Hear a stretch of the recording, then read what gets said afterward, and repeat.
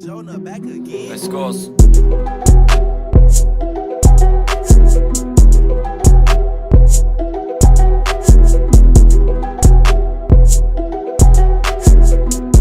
Yo, what it do YouTube? It's your boy JP Productions and I'm back with another fire breakdown for y'all. But it's not just me, shout out to Ant Wright for hopping on the channel to collab. At the end of my shooting form breakdown, I have Ant take over to break down what makes Skyy such a great hooper. So be sure to give him a sub. I've had many requests on making the form breakdown on Skyy Clark, so I was like, alright, let's see what all the noise is about. Without further ado, be sure you hit that like button or I'ma find you, and subscribe if you are new. We'll first get into his pull-up jumper. Skyy no doubt has a nice smooth pull-up jumper in his game. When it comes to shooting mid-range jumpers, it's best to be able to have full control of yourself, especially if you are running and stopping on a dime quickly, which is why Skyy shoots his pull-up jumpers with a 2-motion shot. It may be 2-motion, but it's quick.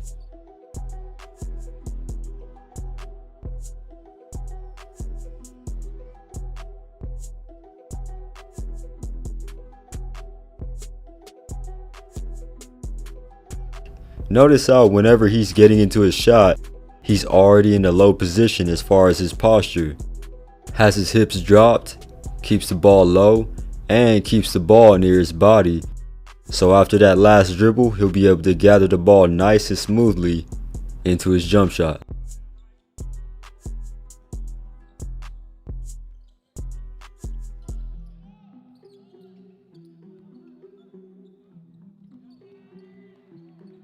Next, we'll get into his shooting shot line. Now there's many myths on the shot line, and if you want to know more, I'll have a video link down below in the description. But Clark has a midline shot path or shot line, which means after gathering the ball in his shot pocket, the ball would transfer slightly through the middle of his body before getting released at his set point.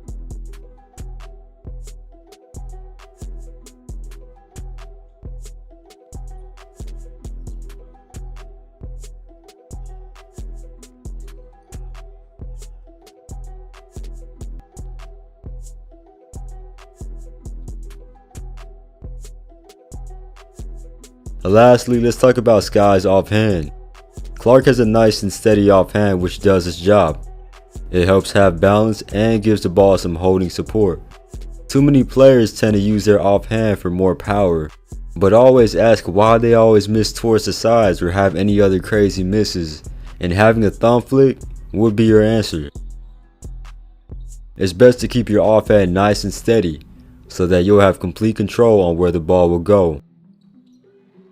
Shout out to JP Productions for bringing me in. I'm Ant Wright, play Division I basketball. This year I moved my breakdown videos from Twitter to YouTube. So go ahead and check out my channel, It's Ant Wright, to see more detailed basketball breakdown videos. After that shooting segment, it's only right we talk about Skyy Clark's ability to put the ball on the deck.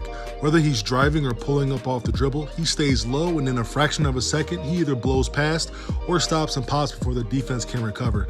My former teammate, Rajon Rondo, does this a lot. When he drives and the numbers are in his favor, he likes to one-hand fake behind the back pass to freeze defenders.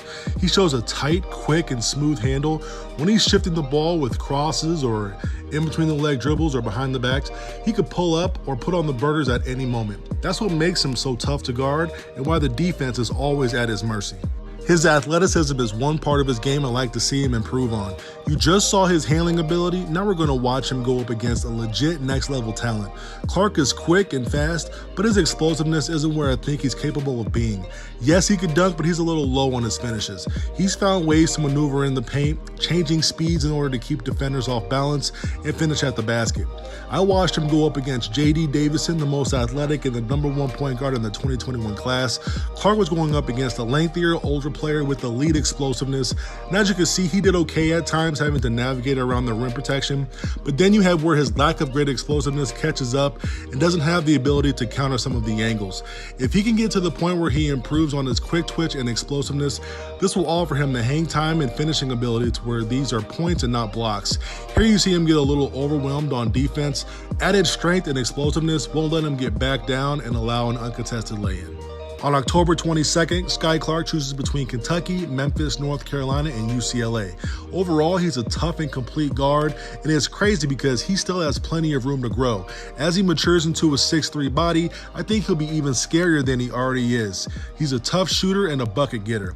He recently announced he'll be playing with Mocan on the EYBL circuit, who has produced top-level guards recently, and I'm excited to see his growth as he develops within that program. Once again, shout out to Ant for hopping on the channel and giving me the opportunity to show my knowledge. Be sure you guys hit that like button and subscribe if you are new. It's your boy JP. Till next time.